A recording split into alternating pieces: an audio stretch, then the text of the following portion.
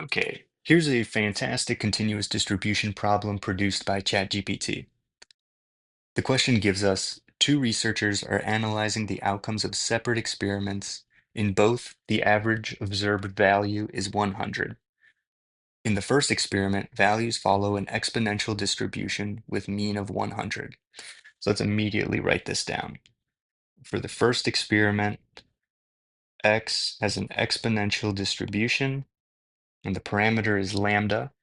Lambda is equal to 1 over the mean. So the parameter is 1 over 100. In the second experiment, values follow a PDF function where 2 theta squared is divided by the quantity of x plus theta cubed with a domain where x is greater than 0. The question then asks us to assume that m sub 1 and m sub 2 be the medians of distribution for the first and second experiments respectively, and asks what's the value of m1 divided by m2. So the first step is to calculate the m1 and m2 values. When we have the exponential distribution, we'll call that researcher 1.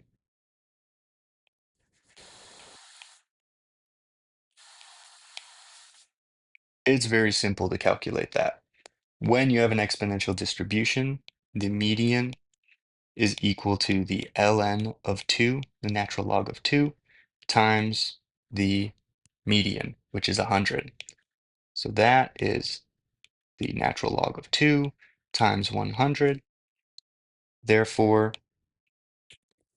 m1 is equal to 69.3. For researcher 2, it gets a little bit more complicated. We first need to calculate what theta is. In order to do that, we can use the mean that is given and solve that way. So let's go ahead and write down researcher 2 here.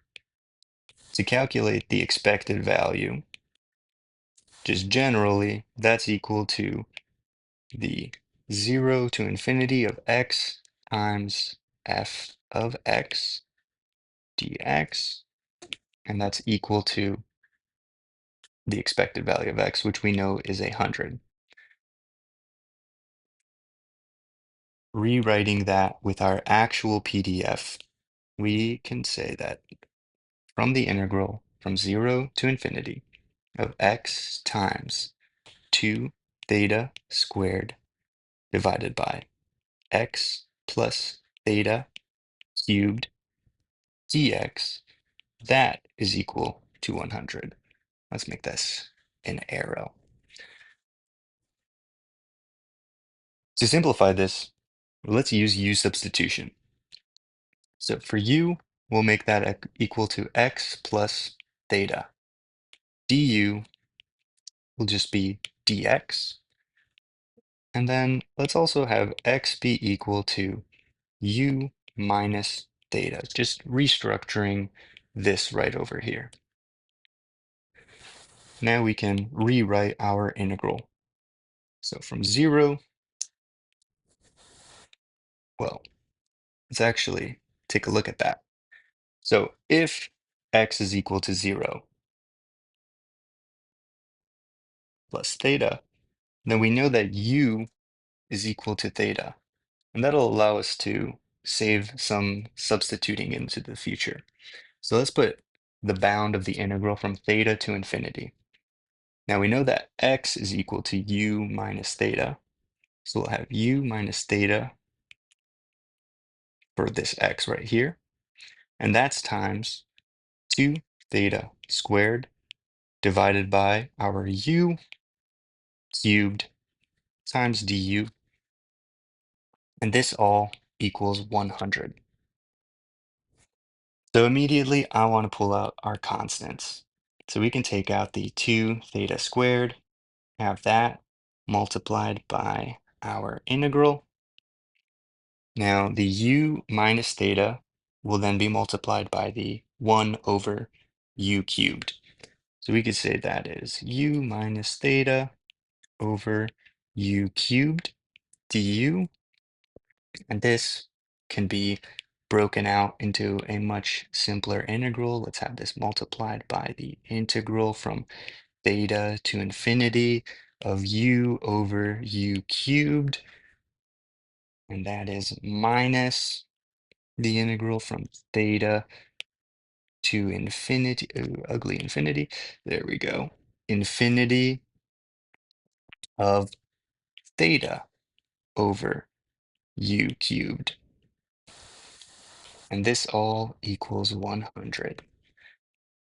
So simplifying this, we can make this into a 1 over u squared. And this can't be simplified further. We could pull the theta out if we wanted, but no point in doing that. Next step, let's actually integrate.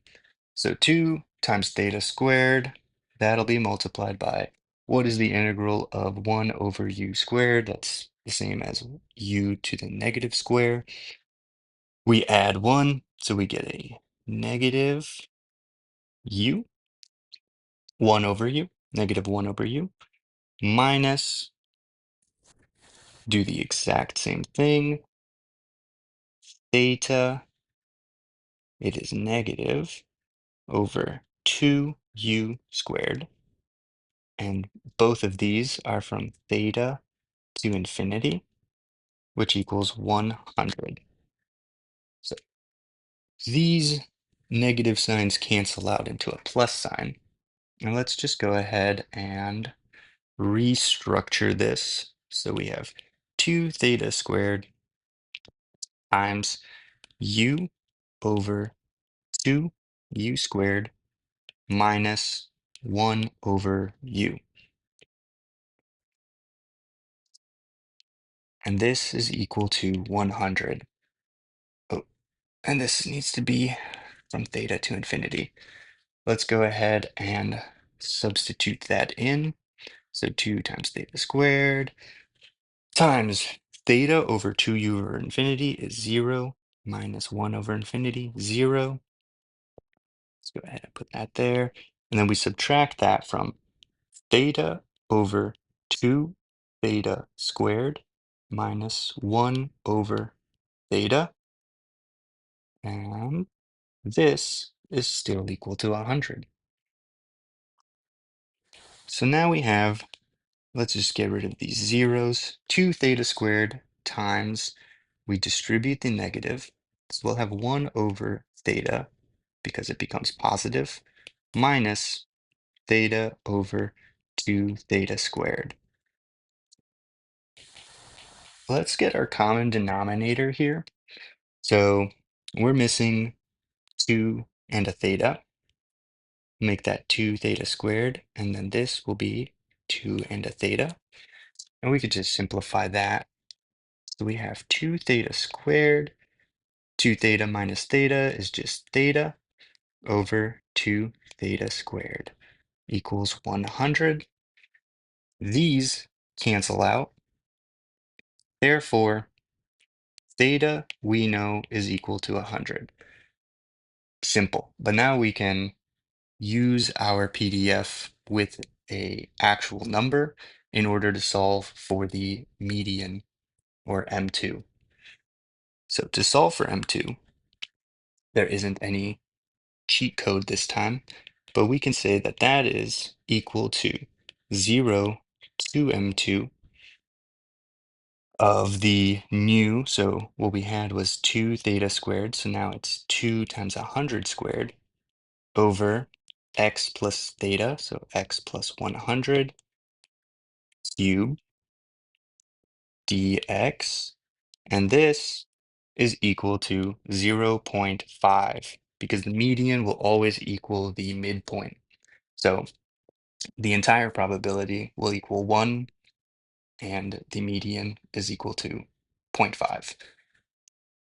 With the expected value, we're getting that 100 because that is defined in the problem. I'm just making sure it's plus. Yes, x plus theta. Okay. Now we have to solve this integral. And very simply, we do our huge substitution again, but let's go ahead and pull out this constant value of 100 squared. We could say that that's 20,000, but I want to keep it in its more beautiful form. And let's go ahead and say u is equal to x plus 100. So du is dx. 1 over u cubed du is equal to 0.5. Super easy integral. 2 times 100 squared. Integrate 1 over u cubed. So we get 1 negative 1 over 2u squared from 0 to m2, and that's equal to 0.5 still. Then let's substitute back in for u. We could have changed our bounds like we did in the prior part, but I think it'll be simpler this way. So 2 times x plus 100 from 0 to m2 equals 0.5. Okay, so 2 times 100 squared, and that is negative 1 over 2 times m sub 2 plus 100. I forgot the square. There we go, squared. Minus, minus again. So plus 1 over 2, 0. So 100 squared is equal to 0.5. Let's go ahead and distribute the 2 times 100 squared everywhere. So these 2's will cancel out here, and the whole thing will cancel out with this. So what we're left with is negative 100 squared. The negative is after we square it, so it's not going to be a positive. Just definitely want to note that. M sub 2 plus 100 squared, and this is plus 1, which is equal to 0.5. Let's go ahead and expand our denominator. So we can also write this now as negative 10,000. And this is all over m squared sub 2 plus 200 m2 plus 10,000. Let's subtract this 1 from both sides. So we have negative half now is what this whole entire portion is equal to. Let's shift this massive portion here from the denominator by multiplying it by both sides. So we'll have negative 10,000 is equal to negative half times m squared sub 2 plus 200 m sub 2 plus 10,000. And we can multiply by negative 2 just to get rid of this half. So we'll have m squared sub 2 plus 200 m2 plus 10,000 equal to 20,000. And we want this to be equal to 0, so let's subtract that 20,000 from both sides. M squared sub 2 plus 200 m2 minus 10,000 equals 0. And now we can use our quadratic formula to solve for the roots of m. So the opposite of b, we'll have negative 200 plus or minus the square root of b squared, 200 squared, minus 4a, which is 1, times c, which is negative 10,000. And all of this divided by 2a, 2 times 1. This simplifies down to negative 200 plus or minus the square root of 200 squared is 40,000 minus negative 40,000. So that is positive 80,000 all over 2. Square root of 80,000 is 282.84. So negative 200 plus or minus 282.84 over 2. This yields us two values for M2. M2 will either be 82.84 divided by 2, which is 41.4, or negative 482.84, which would then divided by 2, which is negative 241.42. Now, because of the domain where x is greater than 0, we know that the negative 241 is outside our domain. And thus, M2 must be 41.4. Now, the question asks us to solve M1 divided by M2. M1 we solved by the natural log of 2 times 100, giving us that 69.3 value. And M2 we have as 41.4. And this is roughly 1.7. Our answer, B. And that is how you solve this problem.